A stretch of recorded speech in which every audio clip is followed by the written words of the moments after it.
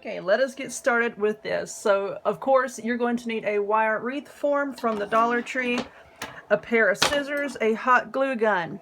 You're going to need 6 rolls total of this mesh from the Dollar Tree. I do have some of the red, white, and blue, like with all the colors on the same spool, and I can't find it right now. Like I said, I still haven't gotten all of my stuff unpacked. So I'm going to be using 2 spools of red, well 2 rolls rather, 2 rolls of red, 2 rolls of white, and 2 rolls of this blue. Excuse me. You're also going to need a pack of pipe cleaners. Actually, you're going to need 30 pipe cleaners. I'm going to be making 60 of the little clusters to go on the wreath, and you're going to use half of a pipe cleaner to hold a cluster together. So you're going to need 30. We're going to cut them in half, and that will give us 60. And you're going to need some ribbon. I got this yellow ribbon from Walmart, and the way that I measure my ribbon is 1.5 lengths of my mesh. So that's 9 inches. Now, I'm not going to be using a piece of ribbon on every single cluster, but like I said, each wreath takes 60 clusters, and each piece of ribbon is 9 inches. So if you're going to be using one piece of ribbon on each cluster, that would be what, like 540 inches, I think, of ribbon. So, you know, you can use that to do the math in your head to figure out how much ribbon you're going to use depending on how many clusters you want to put it on. I'm going to be putting, like I said, one piece of ribbon on every 3rd cluster. So you're going to need that, and you're going to need something to decorate the center of your wreath. And I found this guy, this little foam eagle guy at Walmart. It's so cute. It's got these little dangly stars. I'm not too fond of these stars down here, and I don't really think that's going to look too cute on my wreath. So I think later on, I don't know. Let me get the wreath made and put together, and then I'll see what it looks like. But I might take these off. I don't know. We'll take a look. And oh God, he fell down. He's flying away. Freedom! Okay, I'll get him in a minute. Anyway, let's get this out of the way. Where's my mesh? Okay. Now, I don't measure my mesh. That takes up, you know, just space with a mat and a ruler and all that, and just I don't like doing it. I think it's unnecessary steps. So if y'all have watched any of my wreath making videos, you know how I make mine. I just take the end of my mesh here, and I just roll it over on itself until I get a nice shaped little tube here. And then I cut it. Like I said, I don't measure it. It just seems to work out that every wreath I make, it uses exactly 6 of these rolls of mesh. So I just roll it over on itself, make the little tube. And some people say, oh, well, you can use a rotary cutter and a mat and just lay it all out at one time, and it saves time. You know, I'm not on an assembly line here. I'm not working production. So, you know, trying to speed everything up, why do you want to do that? You're taking all of the fun and the relaxation out of crafting when you're just trying to hurry up and do things. So take your time. Another reason why I don't want people to, like, unwrap all of your mesh, lay it all down on top of each other, and then cut it all at once is because the Dollar Tree mesh does have a tendency to fray. And once you cut it all at once, the ends are going to hang on to each other, and then you're going to pull it apart, and you're going to cause it to fray a whole lot, and you're not going to be happy with it. So I like to cut it just one piece at a time. So take a pipe cleaner, fold it in half, and then cut it like that. And then take that piece and fold in half again. Now, to make my clusters, I just take a piece of mesh and roll it. Stick it between my fingers like that. Now, if you have arthritis or if your hands hurt and this is hard for you, you can use a clothespin or a big hair clip, like the really long hair clips that you can get from beauty supply stores like Sally's. I believe Walmart carries them as well, just to kind of hold them. Okay, now you see I've got all 3 of my pieces of mesh together.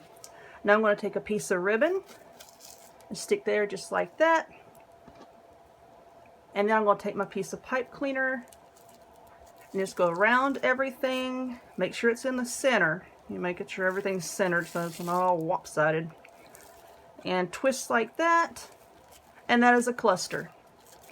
Okay, now we're going to put it on our frame here. As you can see, these little sections here between these 2 bars, there are 6 of these sections. And in each one of these sections, we're going to be putting 10 of these clusters. So we're just working around, I'm sorry, We're just working around these two in the center. Not this one, not this one, just these two in the middle. So take your pipe cleaners and go around just like that. And I'm going to flip this over so that you can see the back. And then just give it a good twist 2 or 3 times just to make sure it stays on there. And I'm just going to slide that over to the side, and there is your first cluster. Now, it doesn't really matter what color your pipe cleaners are. You're not going to see them once everything is on and positioned. Now, it's going to look a little raggedy, you know, until, you know, we get everything on. It's going to look sparse and look pretty bad. But just keep making your clusters and putting them on there. It's going to start filling out. Your ribbon is going to look better. Oh, look. I usually cut a V at the end of my ribbon, and I only cut it on one end there. Look at that. Well, that's just stressful. Here, let's fix it. There we go. Just like that. Now, about your ribbon. This, depending on the type of ribbon that you use, you may want to seal the ends. Now with this, what do you call it? Grosgrain ribbon? I think that's what you call it. Anyway. If you can feel the ends right after you cut it, they feel kind of smooth, and they may have a tendency to fray, you know, after a period. So you can take a lighter and just barely run the end of your ribbon through it, and then you can feel it again, and you can feel like a little ridge there on the edge. That means that it's sealed. Like I said, this is just an extra step. You don't have to do this, but it'll just help keep your ribbon from fraying later on. Okay, so I'm going to go ahead and make some more clusters. I think I'm just going to alternate the red, white, and blue to kind of give it, you like, more, how you say, I don't know. Like if you put all the mesh together, I just think that the colors aren't really going to show up as well. So I think I'm just going to alternate solid color clusters. So like I said, 10 clusters per section. Let me get my 10 on here, and then I'll come back and I'll show you what it's starting to look like. Okay. Now I've got one whole section filled up. I have 10 clusters, and as you can see, it's looking better. But as you go along, don't even worry about what your ribbon looks like. Don't worry about that until you get your whole wreath filled up here. Then you can go back and position your ribbon, fluff it out to make it look the way you want it to. So go ahead and finish your whole entire wreath, and I'm going to work on mine, and then we'll come back and I will show you how to attach the decorations. Okay, so I have finished putting on all of the mesh and the ribbons. I'm going to flip it over so y'all can see the back. Okay, see there's 10 clusters per little section, and I only worked on the 2 innermost rings. Okay, so I captured my eagle again after he took a nosedive off my table. And yeah, I did not like the stars hanging down on the bottom. And so I took those off. They're just held in place inside the foam with these little screw type deals. Be really careful if you get one of these and you take it apart like I did. Just be careful when you take these off of the stars, because the little points here felt like they were trying to stretch. So I had to hold one point and then just kind of work these out with my other hand so that, you know, I wouldn't tear it apart.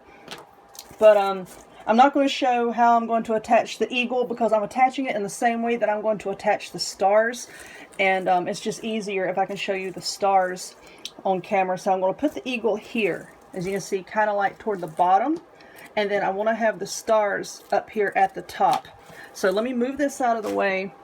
And these stars, they're pretty thick, as is the eagle. The eagle's pretty thick as well. And the way that I like to attach things like this is, let's pick a side to show. Okay, this is going to be the back.